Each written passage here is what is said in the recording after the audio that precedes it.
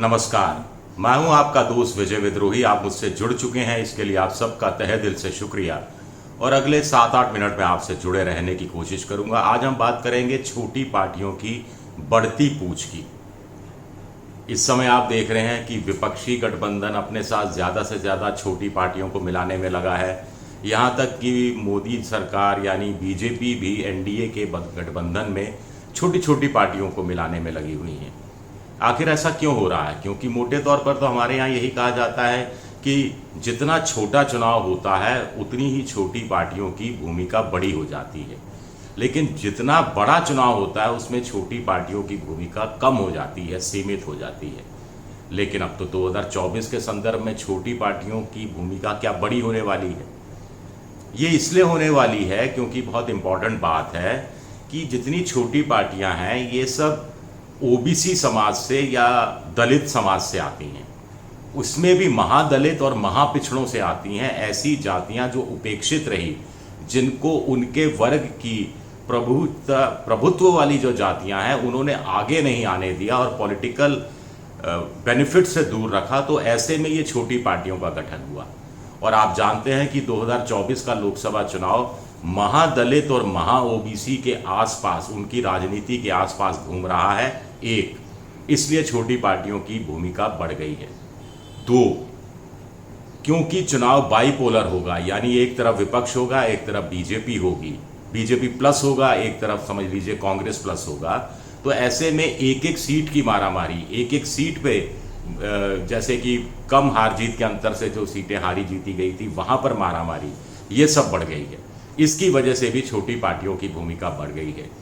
सबसे बड़ी बात है कि एक पर्सपेक्टिव बनाना है, एक नैरेटिव बनाना है दोनों महागठबंधनों को, कि वो महादलितों के साथ है, वो महापिछड़ों के साथ है।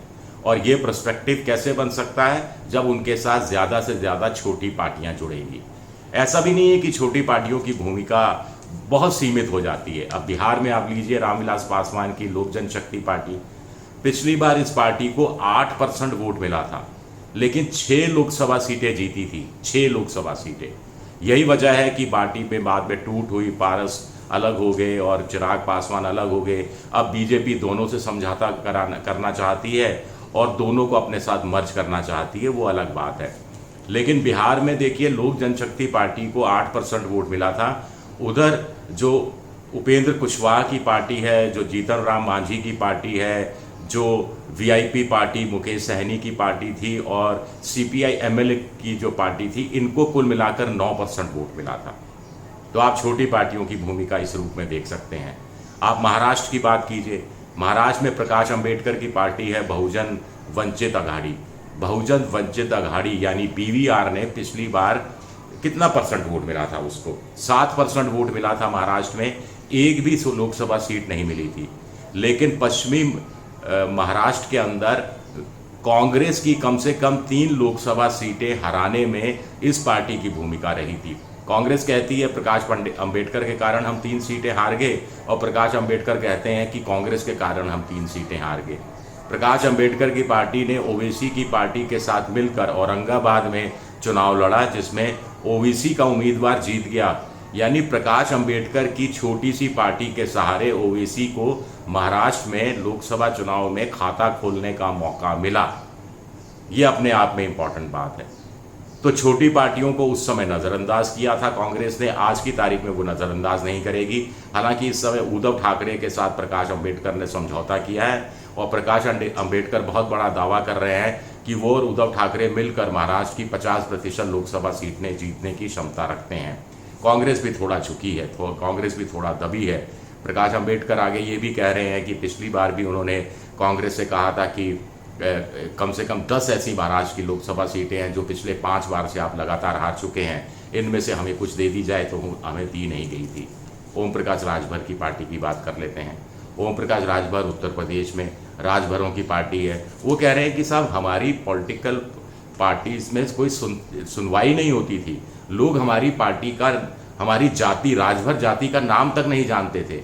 लेकिन कांशीराम ने कहा था कि छोटी जातियों को अगर अपनी उपस्थिति दर्ज करानी है तो उन्हें एक पॉलिटिकल पार्टी बना लेनी चाहिए। पॉलिटिकल पार्टी बना लोगे तो बड़ी बड़ी पॉलिटिकल पार्टियां आपके आगे पीछे घूमने लगेंगी, आपकी पूछ होने लगेगी, और इस बहाने आप खुद का भी उत्थान कर पाएंगे और अपनी जाति विशेष का भी उत्थान कर पाएंगे। 1% वोट मिला था, 6 विधानसभा सीटें जीते थे, हालांकि उसमें मुख्तार अंसारी के भाई भी शामिल थे, बेटे भी शामिल थे। इस बार वो राजभर कह रहे हैं कि बीजेपी के साथ दोबारा से समझौता किया है, और इस बार वो कह रहे हैं कि हमारा संगठन बड़ा है आसपास के इलाकों में, पूर्वांचल में, और पूर्वांचल की कम से कम 10-12 लोकसभा सीटों पर उनका असर होगा, ये दावा किया जा रहा है। शायद बीजेपी भी इस दावे पर यकीन कर रही है। अपना दल को लीजिए आप, सोनेलाल पटेल की पार्टी फिर 2 टुकड़े हो गए, जिसमें एक अपना दल जो हुआ कुर्मी वोटरों की पार्टी है, और उनका पूर्वांचल के कुछ हिस्सों में ठीक ठाक प्रभाव है। 1.2% वोट मिला था, सिर्फ 1.2% वोट मिला था, लेकिन लोकसभा की 2 सीटें मिली थी, और माना जा रहा है कि लोकसभा की कम से कम 3 सीटें जिताने में इस पार्टी की भूमिका रही थी, और कुर्मी वोट को वो राज्य भर में बीजेपी की झोली में डालने में कामयाब रही थी। जैसा कि ओम प्रकाश राजभर दावा करते हैं यूपी में कि राजभरों का वोट उन्होंने समाजवादी पार्टी के हिस्से में डलवाया था पिछली बार, और बीजेपी को उसका अच्छा खासा नुकसान विधानसभा चुनाव में पूर्वांचल में उठाना पड़ा था। जैसा उपेंद्र कुशवाहा, जिनकी सुहेलदेव भारतीय समाज पार्टी है, उनका कहना है कि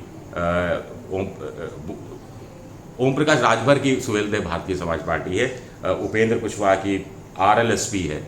आरएलएसपी उपेंद्र कुशवाहा का कहना है कि वो भी जो कुशवाहा जाति का वोट है वो एक तरफा उस पार्टी, बड़ी पार्टी में चला जाता है, उस पार्टी को फायदा होता है जिसके साथ वो समझौता करते हैं।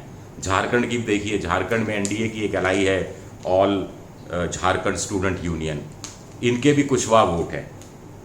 इनके 4.3% वोट मिला था, और सिर्फ 1 लोकसभा सीट मिली थी, सिर्फ 4.25% भी नहीं, 4.3% वोट मिला था। लेकिन इन्होंने भी झारखंड के अंदर जो 14 में से 12 सीटें या 11 सीटें बीजेपी ने जीती थी, उसमें कम से कम 4-5 लोकसभा सीटों में इनकी भूमिका रही थी, 1 सीट खुद जीतने के साथ साथ। ऐसा ये पार्टी दावा करती रही है। तो कुल मिलाकर ये कुछ छोटी पार्टियों के मैंने उदाहरण दिए जितने मुझे अभी पता लग रहे हैं। आगे कुछ और जानकारी होगी तो वो भी अब आपको बताऊंगा। और छोटी पार्टियों की भूमिका इसीलिए बढ़ रही है, फिर एक बार मैं बता दूं, क्योंकि ओबीसी की राजनीति नए सिरे से परवान चढ़ रही है, दलितों की राजनीति नए सिरे से परवान चढ़ रही है। इसमें महादलित और महा ओबीसी, जो महापिछड़े हैं, उनकी भूमिका को ज़्यादा सकारात्मक रूप से उस रूप में सामने लाने की कोशिश की जा रही है। तो यही वजह है कि छोटी पार्टियों की भूमिका बढ़ गई है। एक दोहा भी है ना बिहारी का कि देखन में छोटे लगे घाव करे दूर, बहुत ज़्यादा घाव करते हैं, देखने में छोटे लगते हैं लेकिन बड़ा घाव करते हैं। तो शुक्रिया आपका मेरा ये वीडियो देखने के लिए। पसंद आए तो लाइक कीजिए, सब्सक्राइब ज़रूर कीजिए, फिर याद दिला रहा हूँ, सब्सक्राइब कीजिए और शेयर कीजिए, और एक घंटी जैसी आकृति बेल आइकन दबा दीजिए ताकि नया वीडियो आए तो आपको जानकारी मिल जाए। आप मेंबरशिप ड्राइव में जा सकते हैं, मेंबरशिप ड्राइव में अपने हिसाब से आप चुन सकते हैं और थोड़ा वित्तीय सहयोग कर सकते हैं, जिसके लिए मैं आपका आभारी रहूँगा। विद्रोही 7 मेरा ट्विटर हैंडल है, विजय विद्रोही 7 के नाम से मैं इंस्टाग्राम पर हूँ, और फेसबुक पर मेरा पेज है विजय विद्रोही पेज। मेरे फेसबुक पर जितने फॉलोअर्स हैं उनसे भी मेरा आग्रह है कि फेसबुक के साथ साथ मुझे फेसबुक पेज पर भी फॉलो करें। मुझे आपकी वहाँ उपस्थिति की ज़रूरत है। शुक्रिया, बहुत बहुत शुक्रिया।